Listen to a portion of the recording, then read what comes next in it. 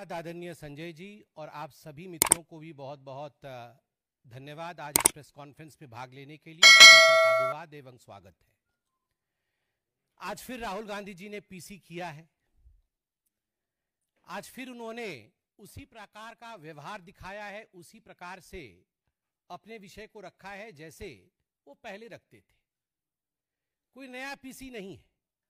वो चंद नाम उनके पास है, चंद तरीका उनके पास है और उसी प्रकार से वो लगातार प्रेस कॉन्फ्रेंस करते हैं और मोदी जी, भारतीय जनता पार्टी के ऊपर आक्षेप लगाने का प्रयास उनका रहता है।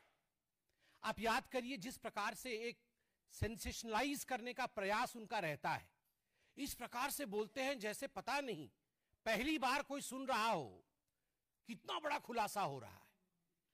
मुझे याद है 2019 से पहले राफेल को लेकर इसी प्रकार राहुल गांधी प्रकट हुए थे कि बहुत बड़ा खुलासा होने वाला है, अब पूरे विश्व में हलचल मच गया है, चौकीदार चोर है, इत्यादि इत्यादि।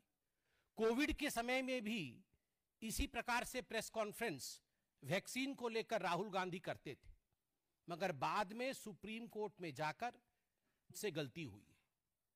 तो ये राहुल जी का एक तरीका है भारतवर्ष के ऊपर हमला करने का और भारत के जो स्ट्रक्चर्स भारत को बचाते हैं उसके ऊपर हमला करने का। आज जो एक मुद्दा सामने आया है, सुबह से मीडिया में हम सब देख रहे हैं, एक कंपनी को लेकर उसके ऊपर कुछ केस है, यूएस में केस चल रहा है, आक्षेप प्रति आक्षेप है।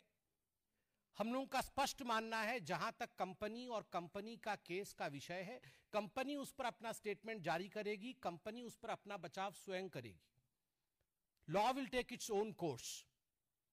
मगर जिस प्रकार से आज डॉक्यूमेंट्स सामने रखे गए, सुबह से मीडिया में हमने भी डॉक्यूमेंट्स देखे। The public, in fact because the documents are in the public domain, people of this country have also seen the documents. बिजली को लेकर, बिजली के सेल को लेकर, सेल परचेस को लेकर जो एग्रीमेंट है और स्टेट डिस्ट्रीब्यूशन कंपनीज एसडीसीज के साथ जो एग्रीमेंट है, उसको लेकर यह पूरा मुद्दा है। यूएस और भारत, इन दोनों के बीच इलेक्ट्रिसिटी का लेन देन, दो कंपनियां हैं, एक भारत की कंपनी है, एक यूएस की कंपनी है, और भारत के 4 राज्य हैं। ये 4 राज्य कौन कौन से हैं जिनका नाम यूएस के कोर्ट में भी आता है और भारतवर्ष में तमाम चैनलों ने उन 4 राज्यों के नाम को उजागर किया है। यह पूरा मामला जुलाई 2021 से फरवरी 2022 के बीच का है। जुलाई 2021 से फरवरी 2022 के बीच का है। और उस समय जो 4 राज्य में SDC, state distribution company, electricity distribution company, वो स्टेट की ही प्रॉपर्टी होती है, स्टेट गवर्नमेंट की। छत्तीसगढ़ की सरकार, छत्तीसगढ़ में किसकी सरकार थी? कांग्रेस पार्टी की, भूपेश बघेल जी की सरकार छत्तीसगढ़ में उस समय मौजूद थी, डॉक्यूमेंट्स में भी मौजूद है। उस समय आंध्र प्रदेश में, जहां सबसे ज्यादा लेन देन के विषय में चर्चा हुई, दीज आर ऑल एलिगेशंस, ये जो तथाकथित लेन देन के विषय में बातचीत हुई है, सर्वाधिक आंध्र प्रदेश में हुई है। किसकी सरकार थी आंध्र प्रदेश में? क्या भारतीय जनता पार्टी की सरकार थी? नहीं। क्या हमारी समर्थित सरकार थी? नहीं। किसकी सरकार थी? वाईएसआरसीपी की सरकार थी। उस समय तमिलनाडु में, क्योंकि तमिलनाडु का नाम भी इसमें आता है, उनके स्टेट डिस्ट्रीब्यूशन कंपनी का नाम आता है। किसकी सरकार थी? डीएमके, आपके सहयोगी स्टालिन जी की सरकार थी, डीएमके की सरकार थी। उस समय उड़ीसा में किसकी सरकार थी? बीजेडी की सरकार थी। तो स्वाभाविक रूप से ये चारों राज्य जिसका जिक्र डॉक्यूमेंटेशन में सामने आया है, यूएस में सामने आया है, उन चारों राज्य में ना तो हमारे मुख्यमंत्री थे और ना ही हमारी समर्थित सरकार थी, कांग्रेस और उनके सहायक दलों की सरकार थी। और आज राहुल जी ने अपने प्रेस कॉन्फ्रेंस में कहा है कि उन्हें कोई आपत्ति नहीं यदि किसी भी पूर्व मुख्यमंत्री से या उनके पूर्व नेता से पूछताछ हो, तो ठीक है, भूपेश बघेल जी से पूछताछ हो, हमें भी कोई आपत्ति नहीं है। ये चारों राज्य के जो मुख्य नेता हैं, जिनके अंडर में इलेक्ट्रिसिटी बोर्ड इत्यादि रहा होगा, इनके मुख्यमंत्री हों, उनसे पूछताछ करें, हमें काहे की आपत्ति होगी? आप केस करिए ना, आप केस करिए, बिल्कुल पूछताछ करिए। और आपने एक बोर्ड दिखाया, बिजली का बिल आपका और मुनाफा उनका।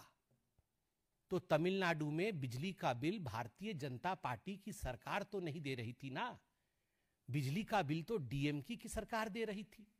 ठीक उसी प्रकार छत्तीसगढ़ में जुलाई 2021 से फरवरी 2022 के बीच में बिजली का बिल मोदी जी की सरकार तो जनरेट नहीं कर रही थी, बिजली का बिल तो भूपेश बघेल जी ही जनरेट कर रहे थे। तो पैसा मोदी जी के जेब में कैसे चला गया? पैसा तो वहीं के मुख्यमंत्री और वहां के एसडीसी के कंपनी के जेब में जाएगा ना। आपके मुताबिक आपने कहा मुनाफा उनका, तो उनका कौन है? उनका तो ये चारों राज्य में, हमारा कोई नहीं है, उनका तो आप ही के हैं। तो इसका जवाब राहुल जी आप दीजिए।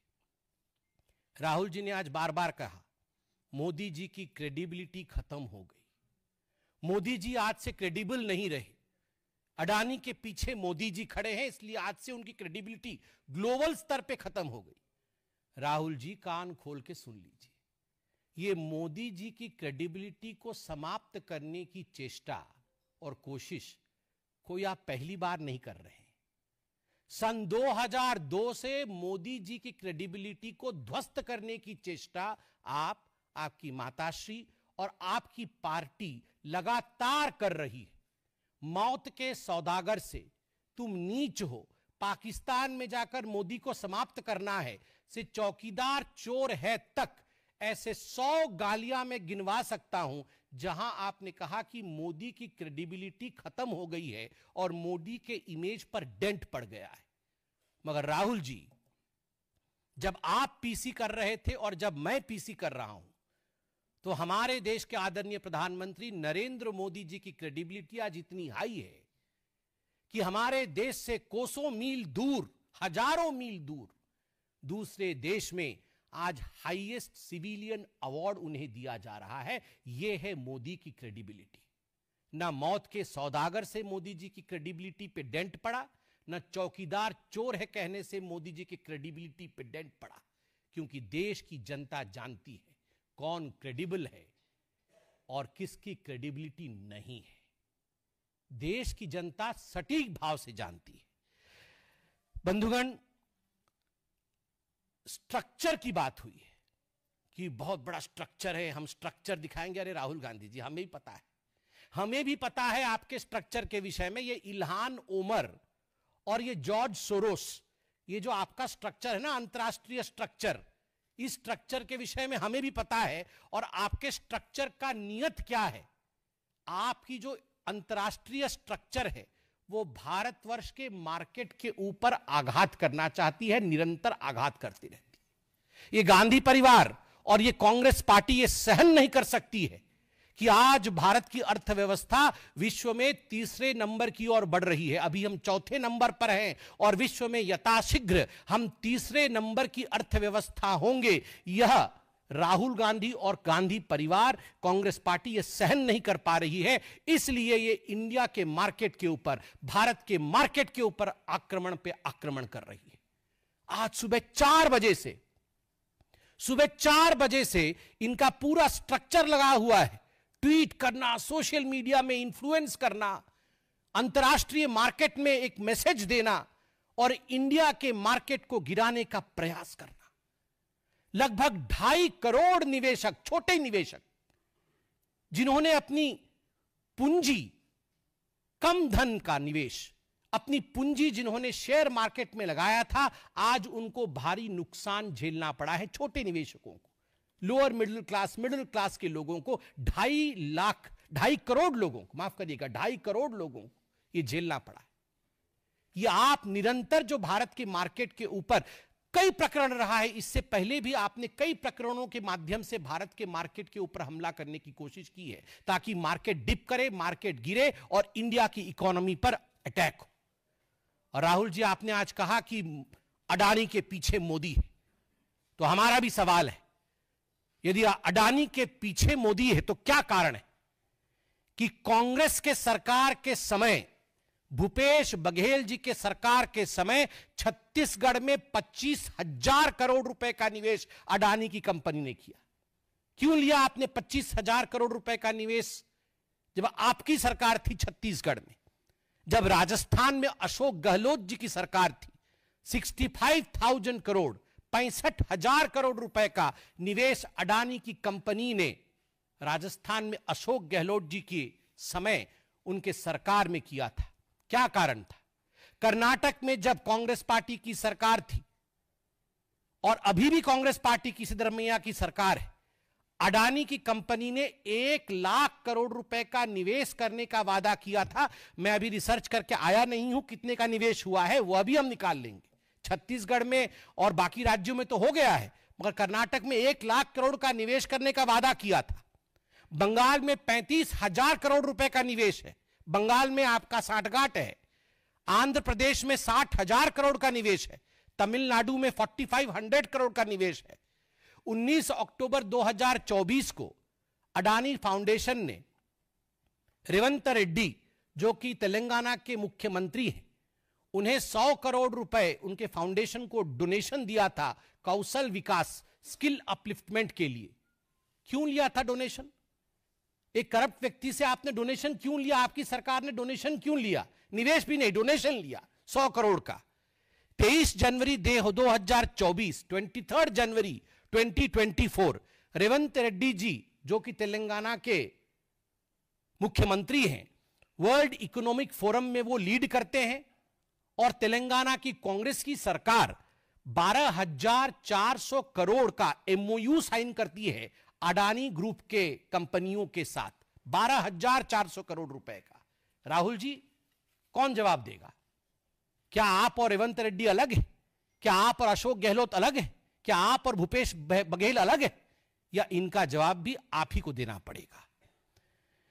मैं आज राहुल जी से पूछना चाहता हूं, और हमने भी 12 वर्ष से मैं प्रवक्ता के पद पे मैं अब देख रहा हूं कि चाहे 2G का केस हो, चाहे CWG का केस हो, कोल स्कैम हो, इन सभी विषयों को लेकर भारतीय जनता पार्टी उस समय कोर्ट में जाती थी। अरुण जेटली जी हमारे बीच में नहीं है, प्रभु उनके आत्मा को शांति दे। देश विदेश के एक कद्दावर नेता और एक बहुत बड़े स्थापित वकील थे।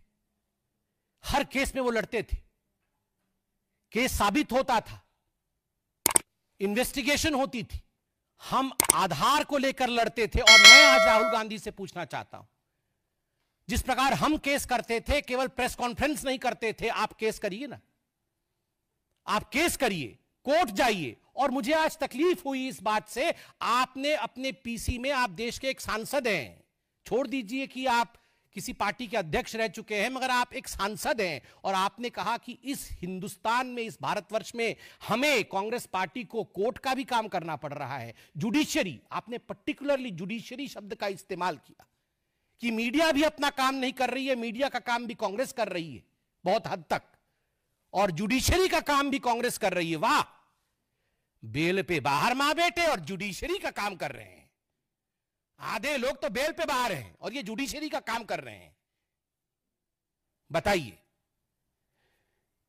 इस पे तो कंटेम्प्ट ऑफ कोर्ट होना चाहिए, सुओ मोटो कॉग्निजेंस लेना चाहिए कि जुडिशरी का काम कर रहे हैं। और आज तो मुझे बड़ा दुख लगा, हमारे एक पत्रकार बंधु ने 3 सवाल क्या पूछ लिए, उनसे ऐसे झेप गए कि ये बीजेपी का। अरे भैया, पत्रकार हैं, आप भी तो हमसे पूछेंगे। अभी राहुल गांधी ने ऐसा कहा, कभी हम गुस्साते हैं? कभी नहीं भैया, आपका कर्तव्य है, आपका काम है, आप सवाल पूछेंगे। और वहां बोल रहे हैं आप बीजेपी का सवाल पूछ रही है। बीजेपी का सवाल नहीं है, वाजिब सवाल था, उत्तर नहीं है, इसलिए आप झेप गए थे। राहुल जी कह रहे थे इंडिया हाईजैक हो गया है। गलत, टेंस गलत है, पास्ट टेंस में होना चाहिए था, फ्यूचर टेंस और प्रेजेंट टेंस में नहीं। इंडिया हाईजैक हो गया था। गांधी परिवार, ये नकली गांधी परिवार उसके हाईजैकर थे। कमांडो ने मुक्त कराया है हाईजैकिंग से। अब भारत का जो इकोनॉमिक जहाज है वह रनवे पे 2014 से रफ्तार से दौड़ करके अब 35,000 की फुट की ऊंचाई पर उड़ान भर रहा है। तीसरे नंबर की इकोनॉमिक शक्ति बनने जा रहा है, तो Rahul Gandhi, India is not hijacked, India was hijacked. Today India is soaring high as far as economy is concern. और बार बार बोलते हैं जेपीसी कर देंगे, जेपीसी बना देंगे. सरकार कहीं बनती नहीं है, कहीं सरकार बनती नहीं है तो जेपीसी बनाकर ही खुश हो जाते हैं. तो बोलते चलो जेपीसी ही बना देंगे, सरकार तो बन नहीं रही है. और जेपीसी बना दीजिएगा तो वहां क्या, कोई बोतल फोड़ रहा है, कोई हाथ तोड़ रहा है, कोई मुंह फोड़ रहा है, यही चलता है इनके जेपीसी में. लोकसभा सत्र से पहले ये इनका पुराना ड्रामा है. अब राहुल गांधी जी को देखिएगा, पहले दिन 25 तारीख को पूरा ड्रामा और नौटंकी शुरू कर देंगे. किस प्रकार से भारत की इकोनॉमी नहीं चले, किस प्रकार से भारत का पार्लियामेंट नहीं चले, किस प्रकार हर जगह केओस और अस्त व्यस्तता रहे, यही राहुल और कांग्रेस पार्टी का विशेष उनका प्रबंधन है. और अपने मुंह मियां मिट्ठू बनना राहुल गांधी बंद करे. इतना कह के मैं अपने विषय को समाप्त करता हूं. कोई प्रश्न हो तो अवश्य पूछें. Neeraj Pandey, ABP.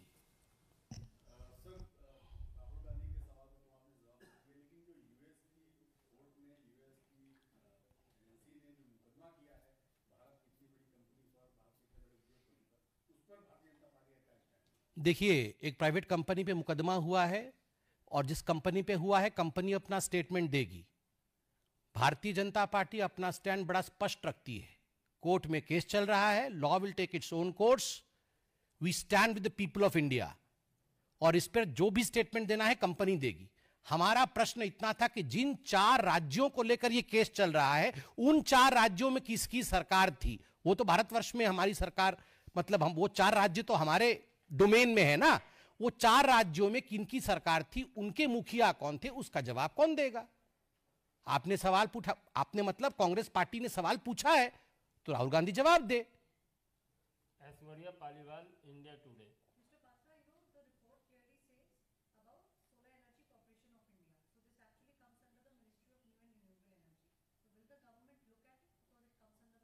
See, ultimately, the whole issue goes to the distribution companies of the state, because ultimately this has to be supplied to the states. This was meant for the states, and have talked about the 4 states which finds mention in the documents. And as far as the legality and the other issues of this cases are concerned, I believe it is for the company to speak, not for the party to speak. Vikas Chandra, News Nation. Rahul Gandhi ji press कर रहे थे, आपने भी सुना होगा कि एक prime minister Modi पर उन्होंने बड़ा गंभीर आरोप लगाया कि जिस देश में जाते हैं वहां भारत की प्रतिष्ठा को दांव पर रखकर अडानी को लाभ पहुंचवाते हैं. इस पर क्या कहना है? ये कोई नई बात तो है नहीं. ये राहुल गांधी जैसे तोता एक ही विषय को बोलता रहता है, बोलता रहता है, बोलता रहता है, वैसे ही राहुल गांधी का टेप रिकॉर्डर वही बोलता रहता है, बोलता रहता है. वो 3 शब्द हैं उनके पास, अडानी, अंबानी, चोर, यही वो बोलते रहते हैं. मैंने तो अपने इतने वर्षों में राहुल जी के पता नहीं राहुल जी के पीसी का होता क्या है, वो एक ही सेंटेंस रहता है. ये आप लोग भी पूरा पूरा क्यों दिखाते हैं उनके पीसी को. बीच में तो बिजली चली गई थी और उसमें भी वो आरोप किसी पता नहीं अडानी और मोदी जी पे लगा रहे थे. अरे उनका ऑफिस है, उनकी बिजली है. मुझे तो लग रहा है कि उनके पीछे जो लोग बैठे होंगे, जयराम रमेश जी ने नहीं काट दिया हो कि बहुत हो गया, आप काट दीजिए बिजली का, बस हो गया इनका. मुझे तो वो जयराम रमेश जी के ऊपर ही शक है कि उन्होंने ही बिजली काटी होगी. कमलेश, भारत एक्सप्रेस.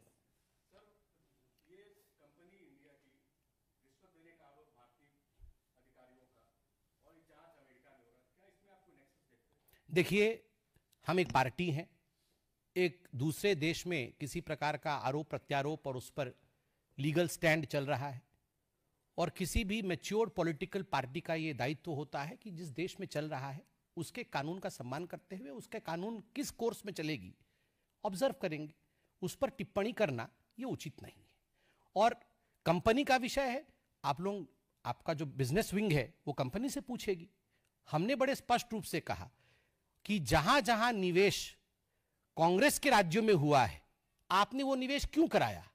आपको इतनी एलर्जी है, आपको लगता है ये सब कुछ घोटाला है, तो आपने, मैंने तो संख्या भी दी, कितना कितना निवेश किन किन राज्यों में कांग्रेस के हुआ है, वो आपने क्यों कराया. क्या उसमें भी घोटाला था, इसका जवाब कौन देगा अगर कांग्रेस नहीं देगी तो. रविकांत राय, टाइम्स नाउ भारत.